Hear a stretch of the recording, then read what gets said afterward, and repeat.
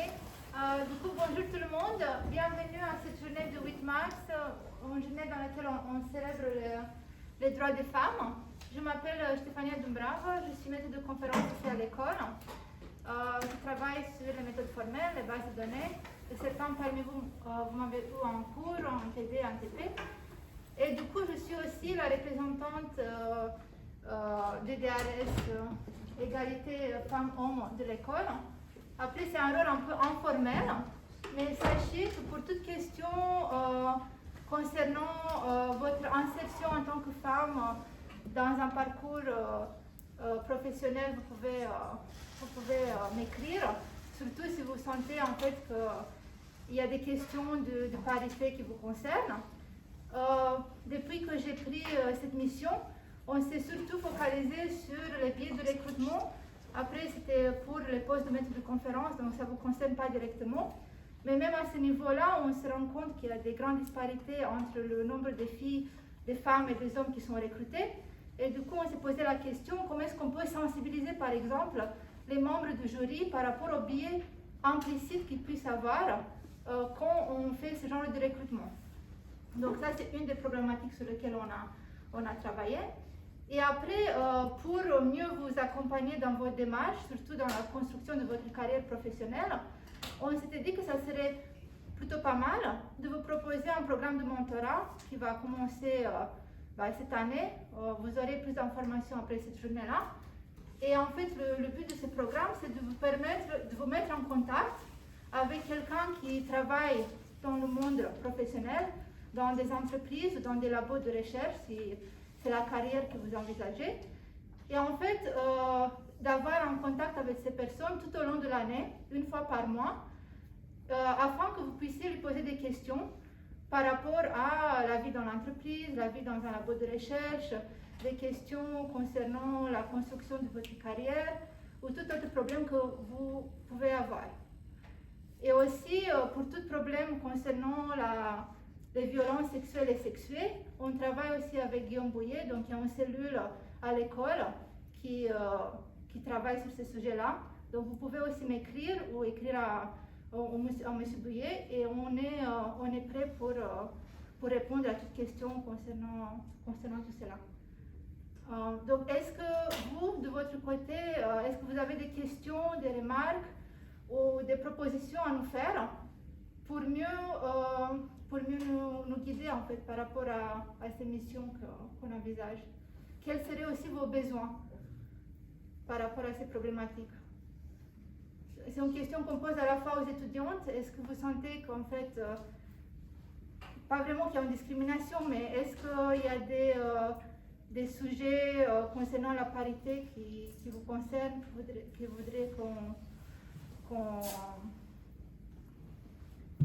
discute en particulier, et aussi aux étudiants aussi si Pour moi, un truc qui peut-être peut beaucoup freiner, c'est par exemple même pendant les journées portes ouvertes ou des choses comme ça, il y a très peu de filles qui sont à l'école. Donc justement, si une personne vient et ne voit pas beaucoup de filles, elles sont moins prêtes à intégrer une école comme ça, je crois. Du coup, après, il y a le côté positif, les filles elles sont très impliquées, même si on est très peu, dans tout ce qui est même vie associative de l'école. Du coup, il faudrait mettre en avant ça. Et peut-être justement, moi je trouve que ce qui aide le plus, c'est pouvoir échanger directement avec des personnes qui se retrouvent dans la même situation dans laquelle on était avant ou des choses comme ça. Voilà. Mais sinon, au niveau scolarité, j'ai pas trouvé forcément qu'il y ait un problème. Donc effectivement, en fait, le nombre de filles, la proportion des filles dans les écoles d'ingénieurs, effectivement, n'est pas très grande. En fait, on remonte ces chiffres au niveau de la CGE, la conférence des grandes écoles. C'est une des missions que je dois faire. Et en fait, au niveau national, toutes grandes écoles confondues, cette année, par exemple, on était à 25% filles par rapport aux hommes dans les grandes écoles. Donc c'est un problème en fait global. C'est pas juste au sein de notre école. Mais effectivement, c'est quelque chose qu'on doit prévoir en amont.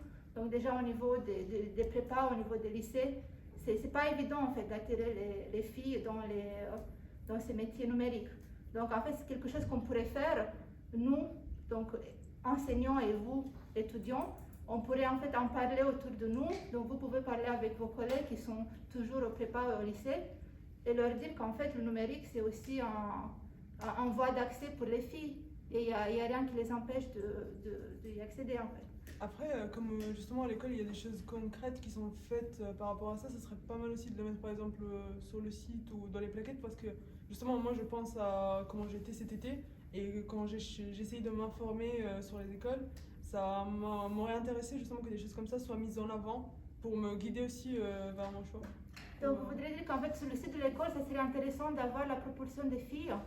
Ou juste plutôt mettre en avant ce que l'école fait pour les filles, même le programme de mentorat ou le fait qu'il y ait justement un pôle de l'IRS qui agit sur ça. Voilà. Le programme de mentorat c'est quelque chose de nouveau, donc c'est quelque chose qu'on fait cette année, donc c'est un peu préliminaire, donc c'est pour ça qu'on a besoin de votre avis pour qu'on puisse améliorer, pour qu'on puisse répondre à vos besoins. Mais effectivement c'est quelque chose qu'on peut envisager.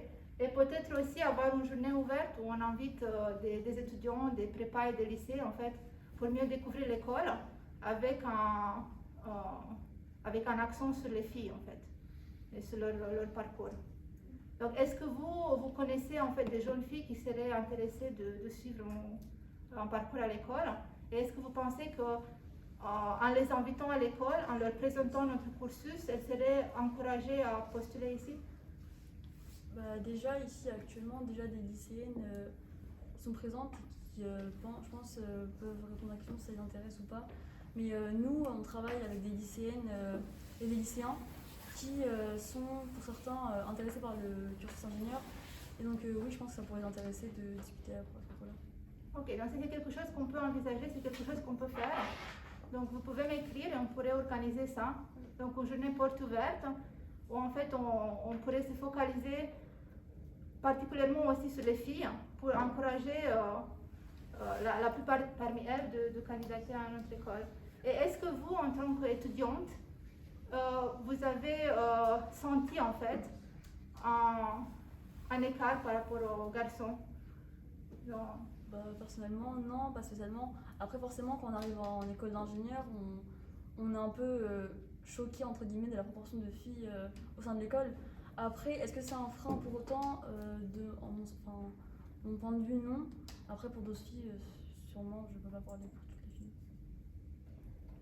Ok, et du coup, concrètement, donc, mis à part cette journée de porte ouverte et une meilleure communication par rapport au programme qu'on développe à l'école, qu'est-ce qu'on pourrait faire de plus pour encourager les filles à candidater chez nous, selon vous? Après, désolé.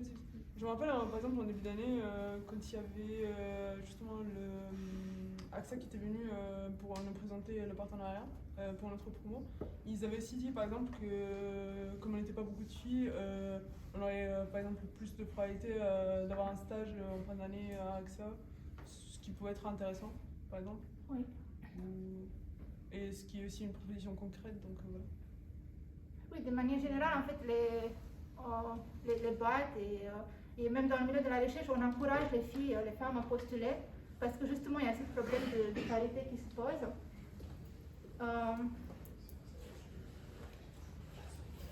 Oui. Et du coup, on a entendu parler les filles.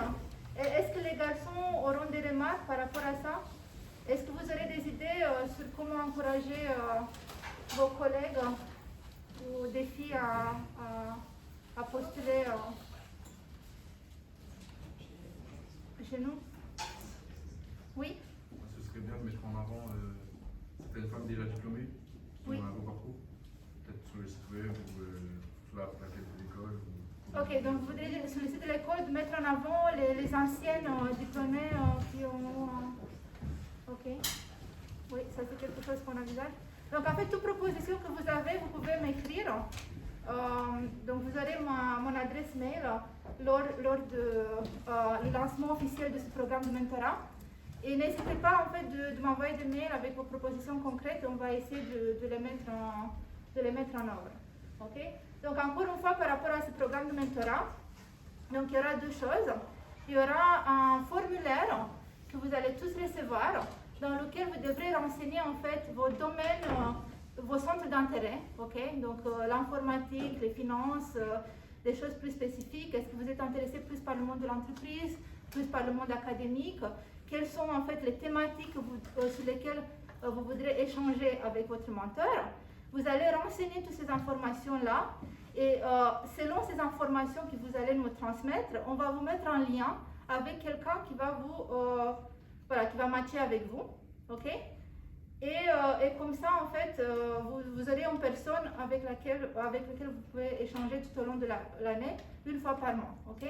Et on va vous transmettre toutes les étapes et la façon dont on va suivre ce programme, on va l'évaluer, ok? Est-ce que vous avez des questions par rapport à ça ou des conseils ou des remarques? Par exemple, vous envisagez que ce mentorat soit durable sur les 3 années à l'école? Déjà, on va essayer, en première année, on va voir quels sont les retours et selon les retours qu'on a, on va essayer de l'améliorer pour l'année prochaine. C'est une toute première étape. Donc, on va voir comment ça se passe. On aura une évaluation à la fin. Et là, vous le lancez pour les 3 années ou juste pour les premières années? C'est une année renouvelable chaque année. Okay? Après chaque année, on va recontacter les personnes et on va leur demander est-ce que vous voulez continuer le mentorat ou sinon, est-ce que vous voulez que vous soyez matché avec un autre mentor ou un autre... Mais maintenant, il n'y aura que les personnes en première année qui feront ça ou... Non, tout le monde. Okay. Ça va être ouvert à tout le monde, toutes les années confondues. Et les mentors, en fait, seront des anciens alumni de l'école. Et aussi, on va contacter des autres gens qui pourront être intéressés. On va voir, selon la demande, la demande qu'on a. Ok, parfait. Merci. Ok. Donc, voilà, ça c'est ce qu'on a prévu. Mais on essaie de s'améliorer. Donc, encore une fois, n'hésitez pas de me contacter personnellement si vous avez des propositions. Et en fait, tout ce que vous avez dit ce soir, on va essayer de le concrétiser, ok? Pour qu'on vous accompagne vraiment dans ces démarches. Donc, je vous remercie beaucoup et maintenant, je vais passer la parole à Jade.